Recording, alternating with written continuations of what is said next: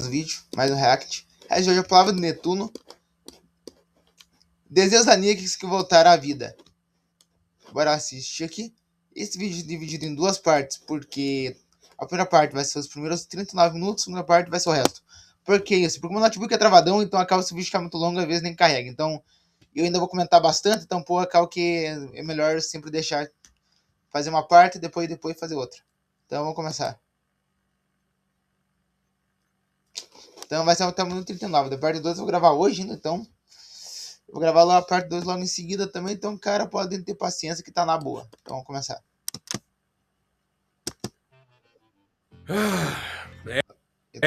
Alguma hora esse dia ia chegar.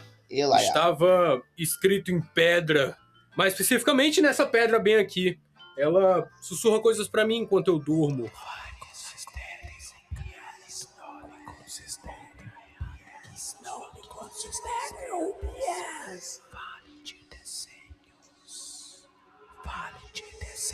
Além de Bob Esponja.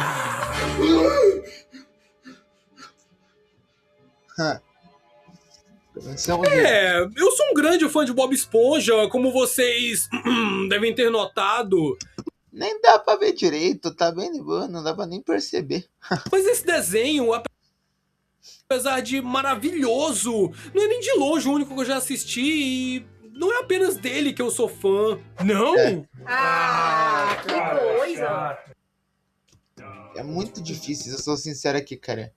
Isso é uma das coisas que tá muito difícil uma pessoa ser fã do desenho animado, tem como negar. Então, acaba que isso nem vira tão surpreendente assim, não é que nos meus filmes, mas cara, é muito bom, mas tem coisas também muito boas. Pica-Pau, Tom Jerry, várias coisas, Scooby-Doo. Até o Bob Esponja, seu banana.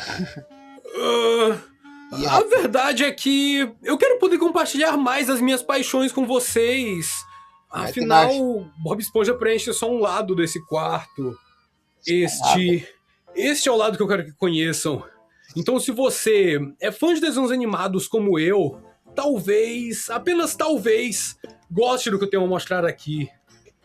Quem sabe tudo que precise é ir de volta para o Cartoon.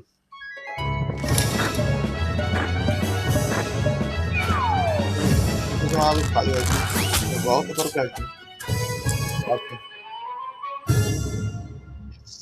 Uau! Esse vídeo tem spoilers. Cuidado. De boa, estamos aqui para reagir. Dando spoiler. Bom, podemos começar. A nostalgia está no ar. E vocês sabem, onde há um público nostálgico... Bonitão esse cenário. Não sei se esse telefone é referência ou não. Aqui tá a TV do Bob Esponja. Qual que é esse azul? É o Leonardo.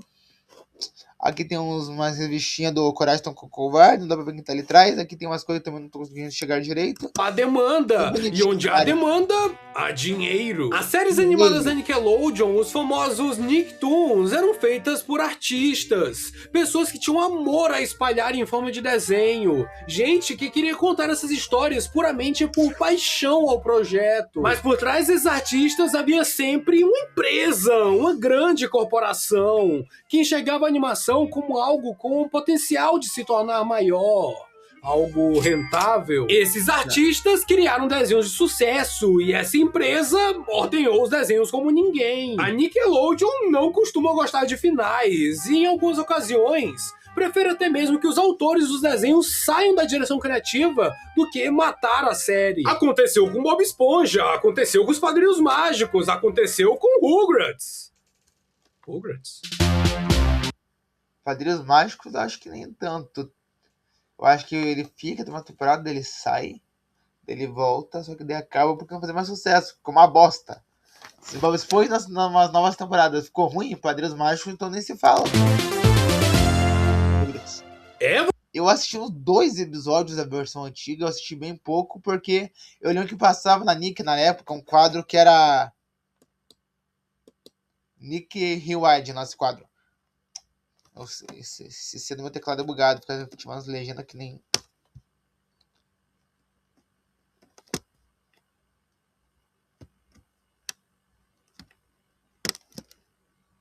Peraí. Tô tentando arrumar aqui. Eu tava falando, tinha um quadro que era o Nick Rewind. que mostrava um monte de desenhos antigos. Daí acaba que um desses apareceu o Rugrats. Eu assisti 2 episódios. De um dia eu acordei cedo, ele vai falar do Rugrats atual, que eu também já assisti alguns episódios, porque às vezes eu acordava cedo assistindo a Nick e tava passando. Eu falava, vou assistir, né? Fazer o quê? Vocês podem até não saber, mas Rugrats um dia era condecorado como a animação mais longeva da Nickelodeon, perdendo seu posto somente, claro, pra Bob Esponja em 2012. Eu acho que, cara, o Bob Esponja é uma coisa que, eu posso ser sincero, de todos os desenhos da Nick, eu digo até contando até os da Disney, talvez junto de desenho animado e tal, sem contar o Mickey, é claro, mas, cara, é um desenho que deu muito certo, assim, e acho que de todos é o que fica mais longe de acabar. Porque diferente de uns que às vezes os criadores saem tudo e tal, e acaba, alguns acaba que do nada perde muita popularidade, igual foi desse. Até quem não assiste um episódio sabe que o personagem é esse. Eu acho que isso quer dizer muita coisa, cara. Sem piada nenhuma. Rugrats foi um dos 3 primeiros Nicktoons originais, lançado em 1991 ao lado de Doug e de Ren Stimpy. O desenho foi criado por... Ren Stimpy era bem estranho, mas o Doug já foi da Nick. Também já foi não foi da Disney, foi do Cartoon também. 3 artistas talentosíssimos, o casal de animadores Arlene Klask e Gabor Ksupo e o escritor Paul Germain. Eles trabalhavam juntos desde que produziram os primeiros curtas dos Simpsons pro The Tracy Ullman Show. Inclusive, dá pra notar uma baita semelhança entre essa fase inicial dos Simpsons e Rugrats. O estilo do estúdio Klask Ksupo era altamente característico, mas graças a esse trabalho que eles fizeram pros Simpsons, eles tiveram a oportunidade de apresentar novos projetos para outras emissoras. E é aí que entra a Nickelodeon. A Nick gostou muito da ideia dos bebês. Foram apresentadas 3 ideias, mas foi Rugrats que marcou. Afinal, essa era a identidade da Nick na época, um canal feito para crianças se identificarem. E Rugrats era genial, uma série animada sobre bebês que não tinha medo algum de criar plots de episódio que podiam, sei lá, incentivar crianças a comer comida de cachorro, como é mostrado logo no primeiro episódio. Quem sabe se a gente comer a comida de cachorro, a gente vira cachorro. A série tinha 2 pontos de vista sendo apresentados. O das crianças mais novas e da menininha mais velha. Era isso, né? Mas poucas coisas que eu lembro de ter visto, de ter assistido. Sem não lembro muito. De forma muito bem executada. O primeiro sendo claramente o dos bebês, que são sempre guiados pelo protagonista Tommy Pickles, que tem ideias mirabolantes pra ele e seus amigos fazerem durante o episódio. Uma coisa mais banal acaba se tornando gancho pra uma aventura épica dos bebês, cheias de ameaças, perigos, resgates e mistérios, e muitas vezes inspirados por coisas que os próprios criadores gostavam ou lembravam da infância. O fato dos protagonistas serem bebês torna sua imaginação perante situações algo muito legal de se assistir. A gente consegue ver a falta de conhecimento e maturidade deles sempre presentes, e mesmo assim dá pra acompanhar o raciocínio. E o segundo ponto de vista é o dos adultos, pais dos protagonistas, que os mostrava tendo de resolver problemas do cotidiano ou realizando atividades comuns, mas sempre com suas personalidades únicas e até numa das poucas coisas que eu lembrava era diferente, então... Nos episódios, eles estão distraídos ou conversando assuntos aleatórios e não percebem no que os bebês estão se metendo. Isso, claro, até o filme de 98 lançar. Nele, os bebês se metem numa aventura perigosa mesmo e os pais têm de resgatá-los. O filme é maravilhoso, emocionante e subverte a fórmula da série de forma magnífica. Eu acho muito engraçado o quão relacionáveis... Ele vai falar daí do negócio dos Rugrats ter ficado mais velho, vai falar que é um novo desanimado, vai falar dos dois. São os adultos pra mim nos dias de hoje. Porque claramente, quando eu assistia Rugrats quando criança, eu me identificava com as aventuras das crianças. Mas hoje é muito mais fácil enxergar meus amigos e eu como esses caras. Somos nós. O visual de Rugrats era a Nickelodeon dos anos 90 in a nutshell. Super esquisito e surreal. Cada personagem era mais feio que o outro. E esse era o grande charme da animação. Eles não fizeram bebês fofinhos. Não. Eles foram diretamente contra a maré. E é aí que a genialidade dos criadores fica cada vez mais nítida. Mas é óbvio que muitas dificuldades apareceriam durante o caminho. Em 1993, após as 3 primeiras temporadas do desenho, Um dos criadores do projeto, Paul Germain, deixou tanto a Classic Super quanto o Rugrats, já que essa fase inicial do projeto tinha sido concluída e ele seria aparentemente suspenso. Só que com as reprises dos episódios de Rugrats, o desenho começou a fazer um certo sucesso, e é aí que o greenlight para novas temporadas e até mesmo para um filme acontece. O primeiro filme de um Nicktoon, diga-se de passagem. Ele era o número 1! O que pega aí é que o co-criador Paul Germain não era simplesmente um roteirista qualquer.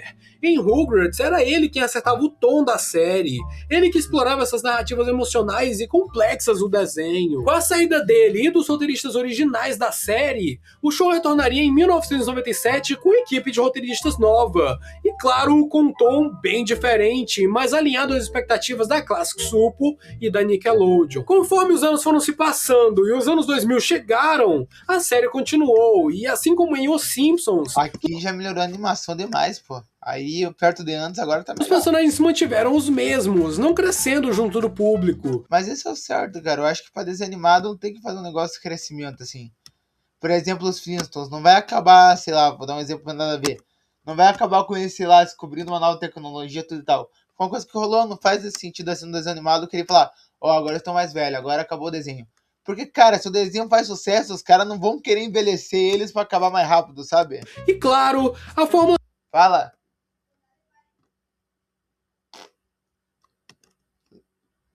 Tá bom? Quer que eu feche o portão? Quê? Cadê o controle? Já volto. Minhas pernas já. Cadê o controle, Gui? Tá onde o controle? Aí.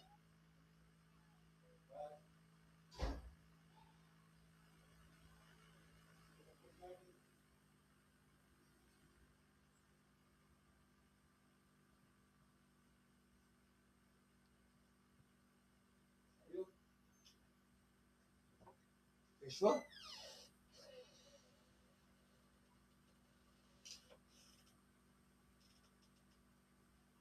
Agora foi. Voltando aqui pra... Eu continuar assim, minha perna tá doendo muito, pô. O que tornava as primeiras temporadas icônicas foi envelhecendo e se perdendo um pouco no caminho. Desde o filme de 1998... Mas eu acho que quando, mano, isso de qualquer desenho animado, assim, qualquer um, até eu vou dar de exemplo. Quando o cara que criou tinha um pensamento, esse pensamento com certeza era o único dele. Pra fazer um desenho fazer sucesso, esse pensamento ia ser o único dele. Quando sai ele, dá pra uma equipe nova, querendo ou não, acaba que sai um pouquinho do que nós esperávamos. Sai tipo assim, ah não, antes era bom, mas agora outra coisa daqui ficou ruim. Porque era cabeça. Depois muda e dá nisso, infelizmente. Essas ideias de maturidade, responsabilidade e crescimento já estavam muito presentes. Mas foi só em 2001, no episódio especial de 2 partes, Todos Crescidos, que apresentaram os personagens mais velhos, mudando completamente a fórmula do desenho.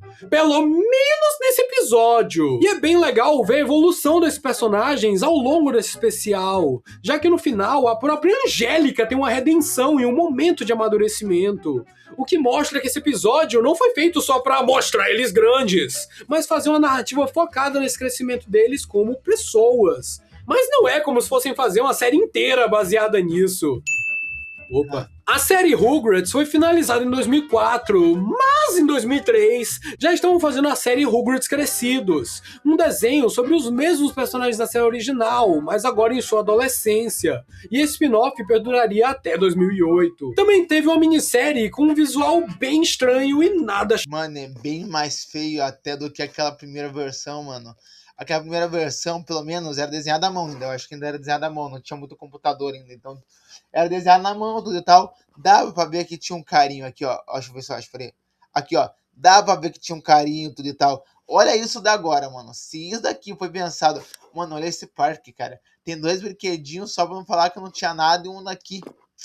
Puta famoso merda. Entre 2005 e 2008, chamada Rugrats na pré-escola, e é mais focado na Suzy e na Angélica. É esquisito, eu não recomendo. Mas após o encerramento desses 2 spin-offs, mais de uma década se passaria antes de vermos os Rugrats novamente. Seria apenas em 2021, com o reboot do Rugrats original, que voltaríamos a ver todos esses personagens em ação em novas aventuras. E em 3D de novo, um 3D que eu me lembro feio também. O engraçado é que a Nickelodeon sempre reclamava: ah, Nick nunca faz filme 3D. Depois começou a fazer, não parou mais, porra. Aí não dá, mano. Pelo menos é o que eu esperava, porque em março de 2024, a Paramount basicamente orquestrou um expurgo de muitas séries da Paramount Plus, cancelando e tirando elas do catálogo. Dentre essas séries, estava a Rugrats 2021. Então vocês já sabem, para encontrar ela, eu tive que ir para os confins do mundo. Para a página 2 do Google. Para o negócio 2 do Google, cara. Teve que chegar a esse ponto.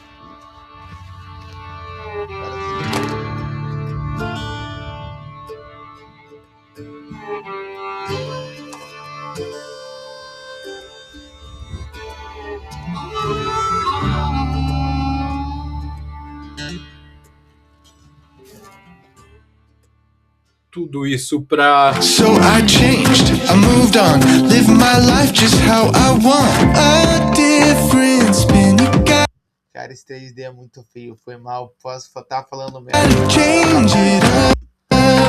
Bom, como tudo é exatamente como não deve ser, os três criadores originais da série não tiveram envolvimento exatamente direto com a produção. A Lenny Klaske, Gabok Supo e Paul Germain foram creditados como produtores executivos, mas não me parece que o envolvimento deles passou disso. Créditos. O estilo pode ser minimamente parecido devido aos models dos personagens, mas isso para até aí, já que a série é 100% em CGI. É um reboot total. A história não é continuada da série original, e sim reinventada, com mudanças muito claras na persona dos protagonistas bebês e adultos. Alguns dos personagens principais que apareciam recorrentemente ao final da série original, como a Kimi e o Jill, só vieram aparecer mais pra frente na primeira temporada, ou até mesmo a partir da segunda temporada do reboot. E sim, a série teve uma segunda temporada, e encomendaram uma terceira, que simplesmente nunca saiu. Eu acho legal que, tanto na versão original quanto na brasileira, foram mantidas as vozes antigas de alguns dos personagens, e isso demonstra que eles ligam pro público nostálgico ainda,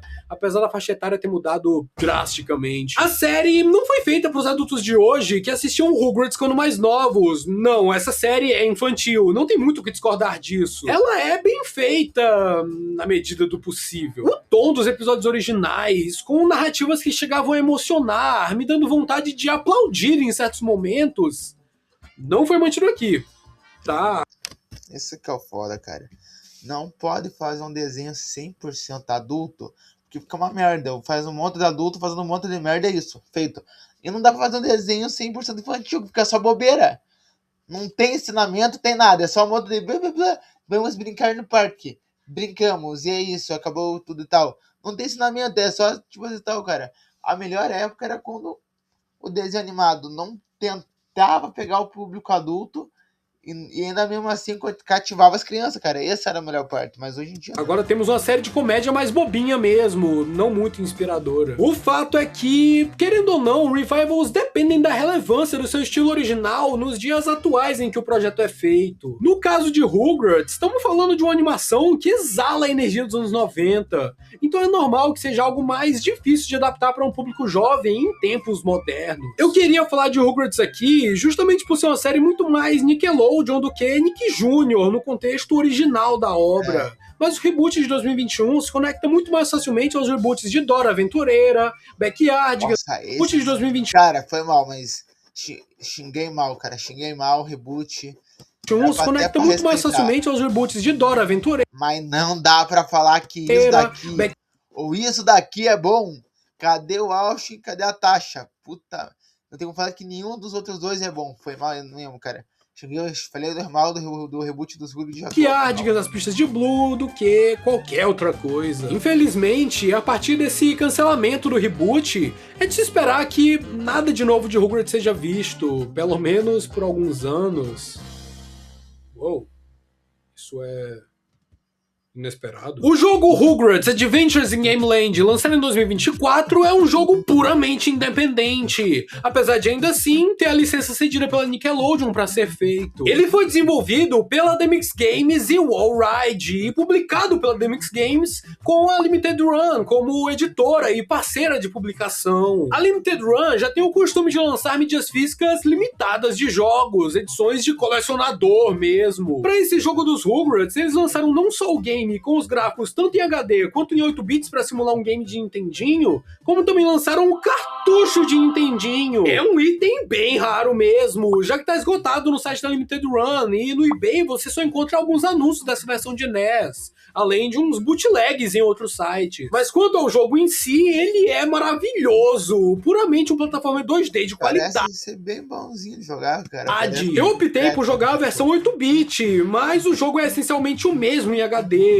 Apesar de eu achar menos charmoso, as animações são legais, e dá pra ver mais detalhes das criaturas que lutamos contra, que são os brinquedos dos bebês. Você tem 4 personagens disponíveis pra jogar, o Tommy, o Chuck, o Phil e a Lil, e cada um tem habilidades próprias legais, e isso lembra até mesmo o Super Mario Bros. 2. O Chuck, por exemplo, tem um pulo mais alto.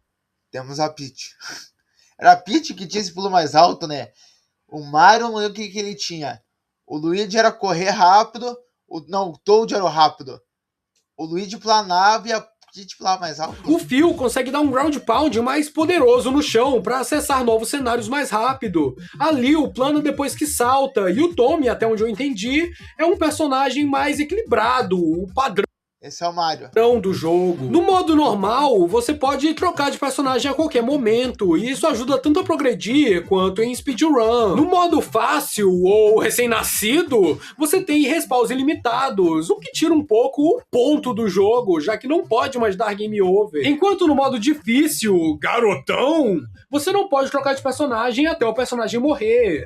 Você só dá game over nesse jogo caso perca todos os personagens. E o game é realmente muito divertido e sua dificuldade é balanceada. Não é super difícil nem super fácil, dá pra morrer umas boas vezes jogando ele.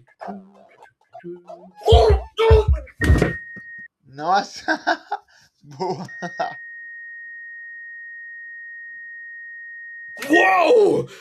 Isso foi demais. Então o retorno de Rugrats nessa década não foi de todo mal, graças a Rugrats Adventures in Game Land. O jogo é bem bacana, diferente do reboot da série de 2021. Mas sabe, Rugrats não foi a única série que recebeu um reboot que virou praticamente Lost Media depois. Afinal, também existe os Padrinhos Mágicos. Caralho, mano. Peraí, o reboot que eu tô pensando nesse reboot até a Nickelodeon acabar aqui no Brasil passava até esses dias, pô. Os Padrinhos Mágicos é um colosso na Nickelodeon, um desenho que durou cerca de 16 anos no ar. E desses 16 anos, se duvidar, 5 ou 4 foram bons. Foi mal, tá falando assim, mas... E foi um grande sucesso. Nele temos Timmy Turner, um garoto... É um garoto bom, mas tem que aturar. O pai e a mãe, a Vicky, eles querem só mandar solidão, medo, então, ao longo se afastar. Seus peixes lá vão, seus desejos vão e vão realizar. Garoto com infância infeliz, sendo negligenciado pelos pais, com a babá que o tortura, um professor que lhe dá notas baixas só pelo meme, entre outras coisas. Excluído por ser pobre. Por ter essa infância difícil, o time recebe os seus padrinhos mágicos, o Cosmo e a Wanda. E é legal que esse trio de... Cara, na versão dublada do Guilherme Briggs fazendo um Cosmo, meu Deus do céu, cara, o cara é muito bom. Tem como negar, protagonistas tinham um certo equilíbrio emocional. O time era egoísta, mas tinha empatia. O Cosmo era burro, mas não inútil. E a Wanda... burro, mas um burro engraçado que fazia rir em vários momentos e sempre conseguia resolver em algum momento. Era racional, só que sem ser completamente chata. Com o tempo, os Padrinhos Mágicos foi se reformulando, quase que como um revival dentro do próprio desenho, sem necessariamente criar uma nova série. Eles faziam isso introduzindo novos personagens logo no início das temporadas. Por exemplo, no episódio especial Um Bebê Muito Louco da 6ª temporada, somos introduzidos ao Puff, o filho do Cosmo e da Wanda. Puff, claramente... Na época do Puff eu já não peguei tanto, eu sou 2010, mas eu não assisti muitos episódios que tinha o Puff, eu assisti mais episódios dos primeiros mesmo. os mais antigos, assim dizer assim. Foi uma boa ideia pra Nickelodeon, afinal, era uma ótima desculpa pra criar produtos licenciados. E além disso, o episódio de introdução dele foi um grande sucesso, apesar de significar somente um declínio exponencial da série a partir dali. A verdade é que o Puff surgiu pra servir como gatilho pra mais problemas. Basicamente, uma forma fácil de escrever novos plots de história e roteiros pra novos episódios. O personagem não fala e não tem exatamente um arco na série original. Ele não é ruim, somente não agrega em muita coisa, além de ser E depois adicionaria uma menina que é sarna pra um caramba e um cachorro também que é muito sarna, então... fácil de escrever. O Puff se mantém até o final do desenho, aparecendo até mesmo nos filmes live action com o Drake Bell no papel do Timmy Turner. É o Drake de Drake e Josh. Ei, vai com calma, cara. Quem não aparece nos filmes e nem nos spin-offs são os outros dois personagens introduzidos na série original, que ainda assim podem significar uma espécie de revival e, bem entre aspas, revitalização da série. Sparky, um cão-fada que teve uma recepção tão ruim na 9ª temporada que após o especial O Pior Amigo do Homem, ele é simplesmente descartado, sem mais nem menos. E na temporada seguinte ele já não aparece mais. É super esquisito esse sumiço do Sparky. Eu entendo que grande parte dos fãs não gostou dele e que ele poderia ter sido escrito melhor, mas ele não era um personagem tão ruim assim. Mas tudo bem, essa ausência de certos personagens é mais comum do que parece em Os Padrinhos Mágicos, apesar deles sempre darem um jeito de explicar esse sumiço em forma de piada. O Puff mesmo praticamente nem aparece na última temporada, sendo visto somente um episódio bem no final dela. E que episódio péssimo é esse em que ele aparece? Falando dessa 10ª e última temporada, temos uma nova personagem sendo introduzida nela também, que veio somente pra derrubar essa série de vez. Até a abertura e música tema do desenho mudam. Chloe, a nova vizinha, chegou trazendo confusão. Chloe Carmichael. Acredite quando eu falo, eu tinha um severo preconceito contra ela e o Sparky quando eles foram apresentados pela primeira vez. E olha que já faz muito tempo isso, fazem 10 anos. Putz, bem na mortalidade. Mas pois é, a Chloe não é a personagem mais absurda 2016 foi 10 anos atrás. Meu Deus! de ruim que os Padrinhos Mágicos já apresentou. Na verdade, eu acho muito pior quando tornam os personagens clássicos uma paródia deles mesmos. Ou seja, flanderizam eles. É muito pior do que quando apresentam. É muito pior que isso é verdade. É muito pior você transformar um personagem que ao mesmo tempo era engraçado e idiota, por exemplo, o Cosmo, e um personagem que é só idiota e insuportável. Não é que nem, por exemplo, criar um personagem novo que é uma bosta, que não, mas pelo menos distrai o antigo. Personagens novos. A Chloe surgiu pra ser uma personagem que contrastasse totalmente com o Timmy Turner, fosse o oposto dele. E apesar das explicações, ainda é difícil de engolir que ela mereça Padrinhos Mágicos. Afinal, crianças que têm uma vida miserável que são merecedoras, como o Timmy quando ele recebeu o Cosmo e a Wanda. Mas o Timmy ter que dividir seus Padrinhos Mágicos com a Chloe, uma personagem perfeita que já tem praticamente tudo, é somente estranho. Tudo o que acontece nessa 10ª temporada dos Padrinhos Mágicos não só é um retcon absurdo com a série inteira, como também joga no lixo o conceito das regras, que é importante desde o início do desenho. Antes era preciso que o Cosmo e a Wanda fossem mantidos em segredo. Ninguém poderia saber que os Padrinhos Mágicos existem. Agora o time interage com eles na frente do seu pai e até mesmo da Vicky. Realmente não faz sentido. Isso se chama falta de roteiro. Chegou um ponto que eu não tinha mais nada pra criar. A vaca do Padrinhos Mágicos já tava magrela, magrelíssima, mas eles tiveram uma ideia.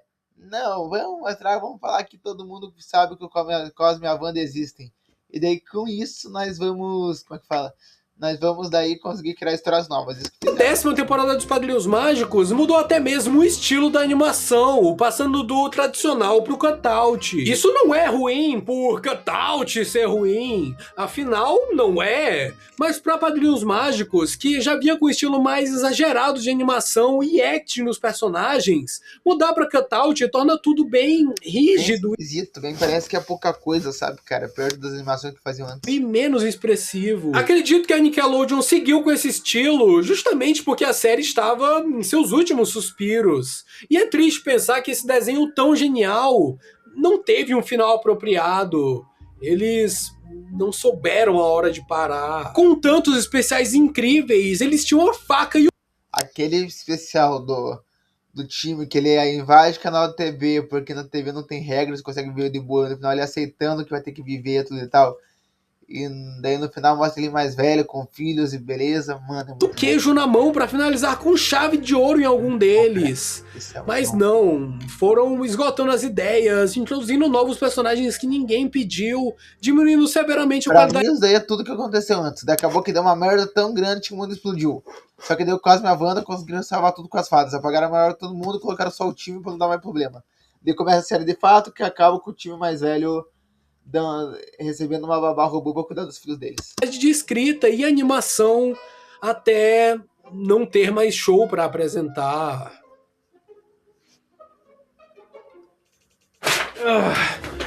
Até reviverem a série em 2022 com Padrinhos Mágicos mais mágicos que nunca. E essa é a série basicamente Lost Media que eu mencionei. Ela só não chega a ser Lost Media porque ainda tem alguns trechos no YouTube. E por sorte... Não, eu pensei que era uma outra, mas pelo jeito é aquela lá que eu vi isso, cara. Só que eu nunca cheguei a ver um episódio, porque pra mim não era nada a ver, mano. Eram os personagens de vida real que tinham quase minha banda, né? Era isso?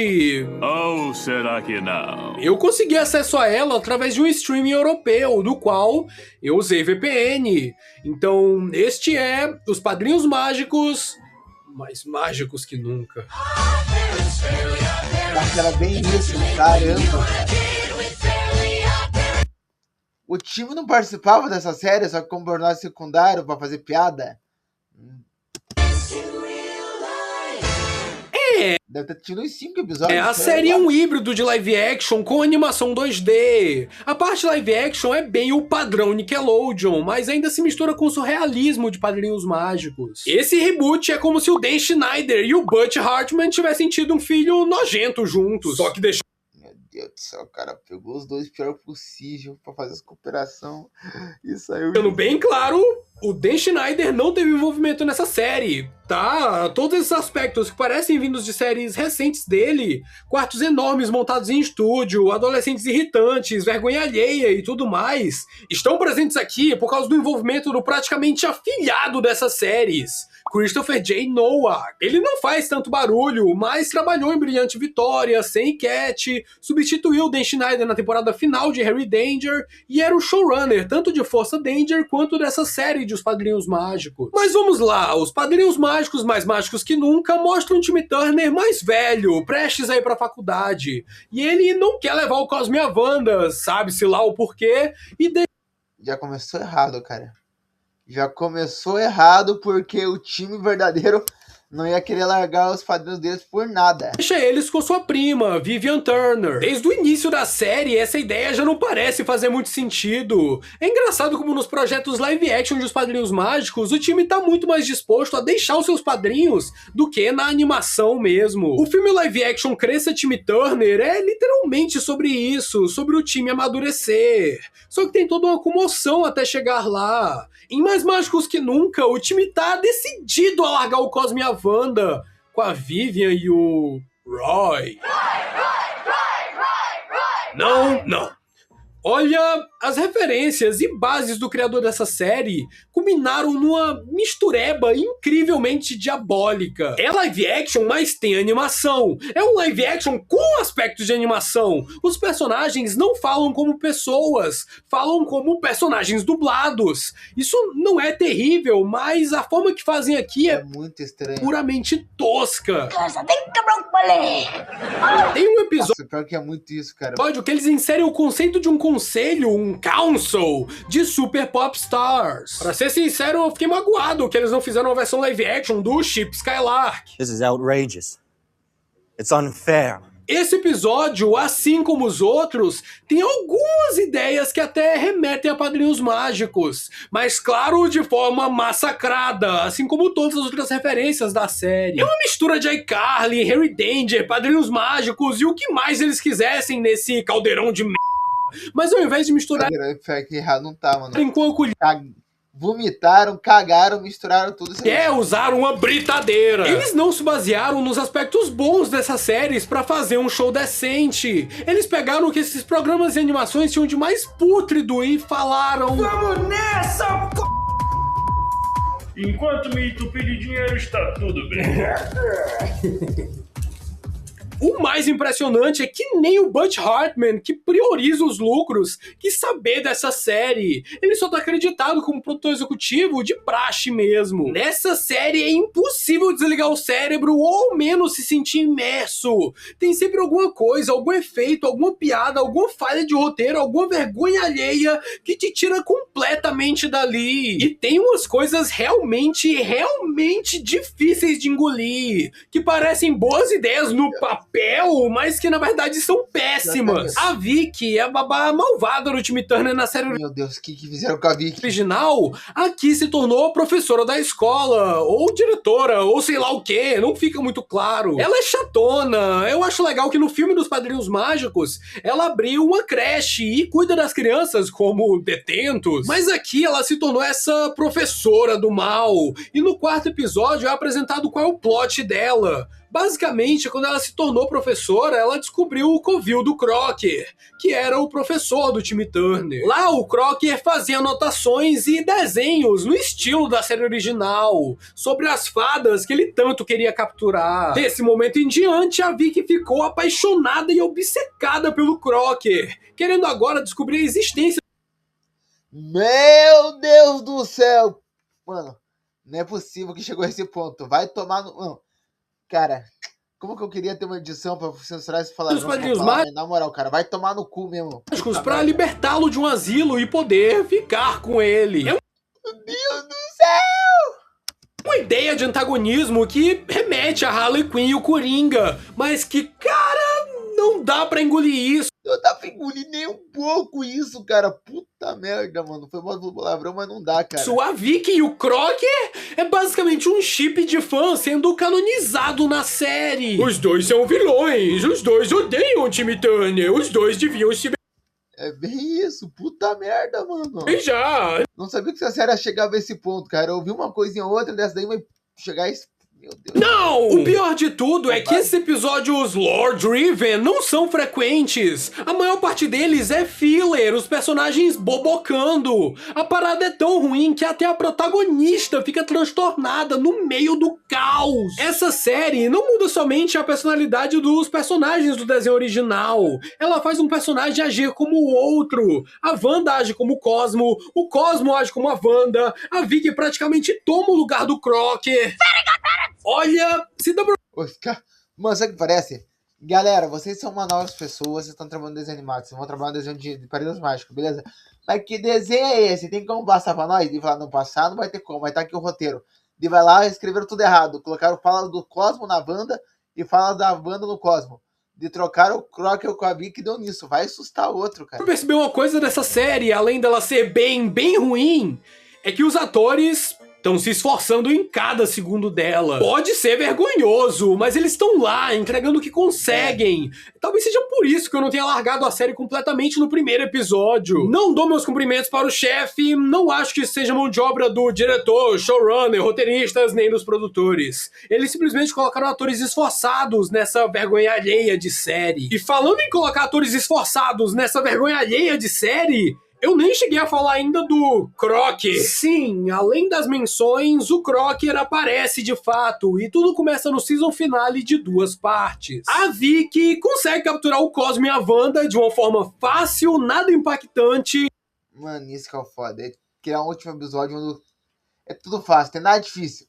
Não, precisa capturar eles. Fala que enganou eles com um pedaço de bolo e foi feito. Do nada vão criando cara. E ainda por cima mal escrita. E então o Crocker se liberta do asilo e a encontra numa sala da escola. Ok? E o ator que faz o Crocker é ninguém menos, ninguém mais que Carlos Alazraq, a própria voz por trás do Crocker na série original. Mano, tenho muito medo que faça isso aqui pra frente. Trouxeram até ele pra essa zona. O Carlos Alazraq é um ator talentosíssimo, que já deu voz a vários personagens de desenhos animados. Cara, ele deu voz ao grandíssimo. Cara, tá faltando dublador, hein, pô, em Padrinhos Mágicos. Ele já deu voz ao Crocker, ao negócio, ao grandíssimo, ao prefeito da cidade, ao Dinkelberg. Mano, o cara lá do Casa Grandes, que eu conheço. Aqui quase nenhum. Mas deu voz a Mal Kazowski. Ué. Tá bom, já que tá indo, não vou negar. Até o cara lá do Bob Esponja, lá, o... Animados, como o Rocco de A Vida Moderna de Rocco, diversos personagens secundários de Bob Esponja, o Crocker, é claro, sem falar de uma lista interminável de personagens além dele. O Crocker faz um número musical esquisito sobre o seu plano de dominação mundial, enquanto a Vicky só quer saber de ficar com ele após tudo isso. Meu Deus, cara, é muita uma merda! É muito estranho. Infelizmente, até a participação do Carlos Alazraq aqui é vergonhosa. Não tem como gostar do personagem dele, até mesmo diferente do Crocker do filme Cresça Timmy Turner, que é, na medida do possível, muito mais bem escrito e mais engraçado. Aqui o Crocker é descartado rapidamente, ele é praticamente exilado pro mundo das fadas, enquanto a Vivian e o Roy batalham contra a Vicky, que agora é um demônio de fogo. Meu, essa foi a... Mano, beberam uns 30 pra fazer essa série. Beberam umas 30 caixinhas de cerveja, mais 2 champanhe e vinho. a pior caracterização da série, e ela é recheada de caracterizações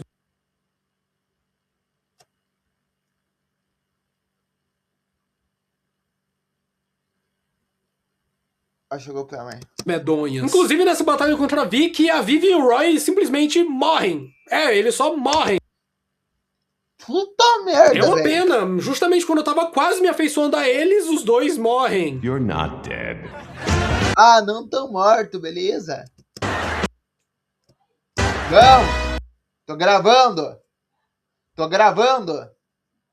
Ou ao menos é o que eu desejaria. Essa estrela É que eu deixei já. que surge do nada é basicamente a magia encarnada, que se demonstra não ser nada divino ou algo do tipo. Caralho, mano, é o Patrick, velho. E sim um rip-off medonho do Patrick Estrela. Tem até piada de bunda.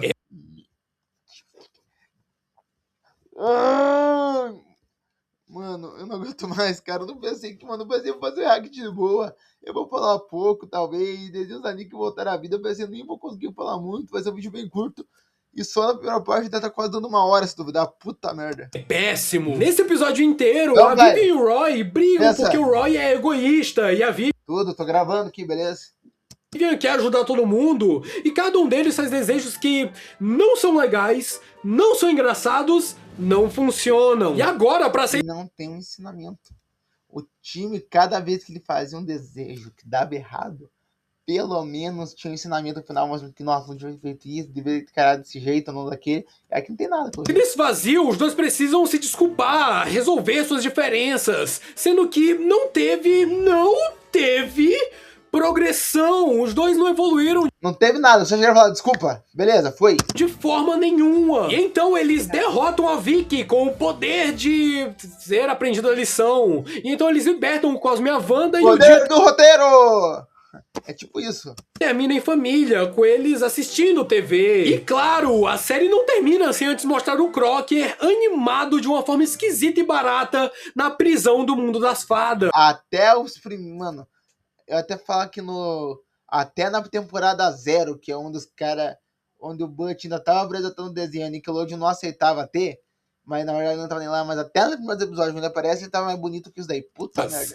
Quase que como um cliffhanger pra uma segunda temporada?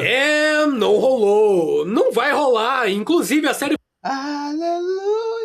Pelo menos uma coisa que a Nickelodeon cancelou. foi removida da Paramount Plus naquele expurgo que removeu o reboot dos Rugrats. E ela só não saiu da Sky Showtime ainda por questões contratuais, de licenciamento e tal. A série era totalmente inútil pra Paramount pra continuar viva. E não só pra Paramount, né? Ela foi altamente rejeitada pelos fãs da série original.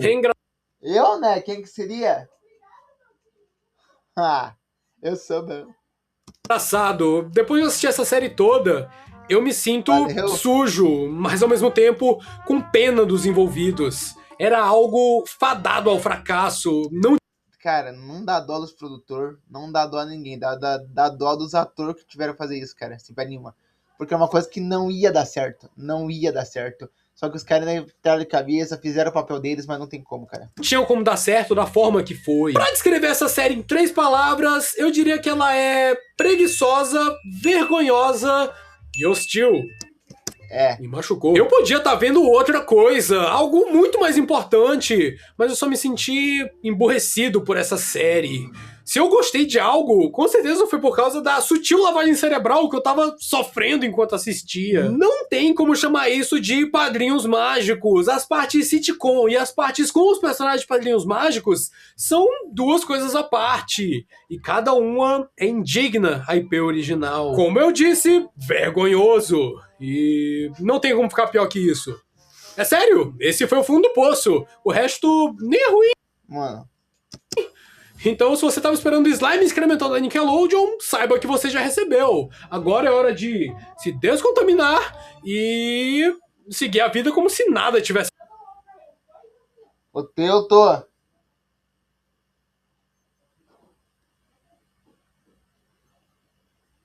acontecido. No entanto, Mais Mágicos que Nunca não foi a única vez que o desenho voltou. Não, porque em 2024 tivemos a série distribuída pela Netflix, Os Padrinhos Mágicos, Um Novo Desejo. Quem desejou? Quem desejou isso? Foi você? A série Um Novo Desejo se encontra numa espécie de limbo atualmente. Não se sabe quando ou sequer se vão anunciar uma segunda temporada. Eu assisti alguns episódios desanimados assim, novo, e até curti, cara. Se vai E sim, a série tá separada por 2 temporadas na Netflix, mas isso é a forma de apresentação deles. A série em si teve apenas uma temporada, que foi dividida em 2 partes. Aqui nós temos uma nova protagonista, a Hazel, que acaba virando a filhada do Cosminho da Wanda quase que por acidente. Essa série se passa anos depois do desenho original, e o Timmy Turner tá completamente ausente dela.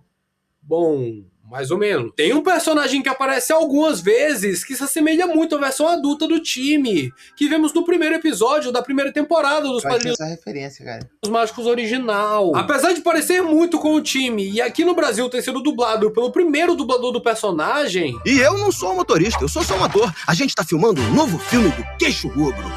Queixo de guerra. De acordo com a equipe por trás do desenho, ele não é o Timmy Turner. Eles apenas reutilizaram esse design por achar divertido. Então sim, o time tá ausente, pelo menos nessa temporada. Ele é mostrado apenas como easter eggs em alguns momentos, o que, claro, já foi o suficiente pro público teorizar bastante coisa, principalmente em relação à série original. Mas apesar do time não aparecer, outros personagens clássicos aparecem durante o desenho. Não seria um revival de respeito se não tivesse um monte de fanservice. Vamos por partes. Essa versão de Padrinhos Mágicos não se passa mais em Dimsdale, e sim em Dimadélfia, uma cidade fundada pelo Doug Dimmadome, dono... Tô, mas quer pegar o T, pegue. Então beleza, mas tá aqui, é só pegar a tomada e pegar. do Dimsdale Dimmadome. Doug Dimmadome, o dono da Dimsdale Dimmadome. Isso, Doug Dimmadome, dono do Dimsdale Dimmadome. O mesmo Doug Dimmadome, dono da Dimsdale Dimmadome. Isso, Doug Dimmadome, dono do Dimsdale Dimmadome. É legal. Eu podia fazer isso o dia todo. Porque o filho do Doug Dimmadome, Dale Dimmadome, na série original era um pobre coitado que a Vicky Era esse? Meu Deus. explorava e ele tava perdido. Tudo isso, claro, como uma piada de momento. Mas agora ele é o ricaço cruel dessa cidade. E seu filho, David Dimmadome, seguia a mesma linha no início da temporada. Agora há pouco que foi. Sendo um personagem que só se importa com o fato de ser rico. Só que a gente vai descobrindo que ele é bem negligenciado pelo seu pai. E o personagem vai mudando seu caráter. E no final do E acaba, no final dos episódios, ganhando até Padrinho Mágico. episódio de 2 partes, Achados e Perdidos, ele ajuda a Hazel no desespero. Mas ela não percebe isso, então trata como se ele não tivesse mudado nada. Você é cruel e manipulador, igualzinho seu pai. Eu pensei que era meu amigo. Mas Hazel, eu sou... Riso! Graças a isso, em uma cena emocionante, somos presenteados com a presença do Puff, o filho do Cosme da Wanda, que agora se chama Pervy, como a E eu que achei que era o Cupido, verdade? Flor Pervinca. E a partir daí ele se torna o padrinho mágico do Dev. Diga-se de passagem que ele é o primeiro afilhado do Pervy. O Puff cresceu, é claro, e eu gostei bastante do design dele nessa série. Além de personagens secundários, como o Deus de Mas Madonna. ele chega a se encontrar com a Wanda ou isso talvez seria um plot pra uma segunda temporada que talvez nem tenha? E retornos triunfais como o do Puff, também temos mais personagens retornando no desenho, como o AJ, um dos Caramba! Ô, bomba que esse cara deve ter tomado. amigos do time Turner, que agora é um fortão, fundador de uma empresa que investiga o paranormal. Nessa empresa do AJ, também trabalha o personagem que mais buscou pelo paranormal na série original, o Croc, careca! Meu Deus do céu, cara. E ele nem tem uma posição de renome na empresa, ele é o zelador. Esse retorno do Crocker nessa série é super bem-vindo, até porque, no geral, a escrita da série não é fraca, dá pra perceber que estão se esforçando na produção dela. O visual em CGI pode ser estranho a princípio, mas eles utilizaram um método semelhante à animação do Homem-Aranha no Aranhaverso, que inspirou diversos outros filmes de animação 3D, como o próprio Bob Esponja, O Incrível Resgate. O filme pode não ser dos melhores, mas não tem como negar que o visual é maravilhoso. Além disso, essa série não usa somente CGI em sua composição, mas também artes em 2D, tanto em cenas específicas quanto nos Tarot Cards. Apesar de às vezes fugirem um pouco do estilo dos Padrinhos Mágicos original, que é claramente o que eles buscam com essas artes, é muito legal ver essa alternância de estilos. Esse retorno dos Padrinhos Mágicos é muito bom.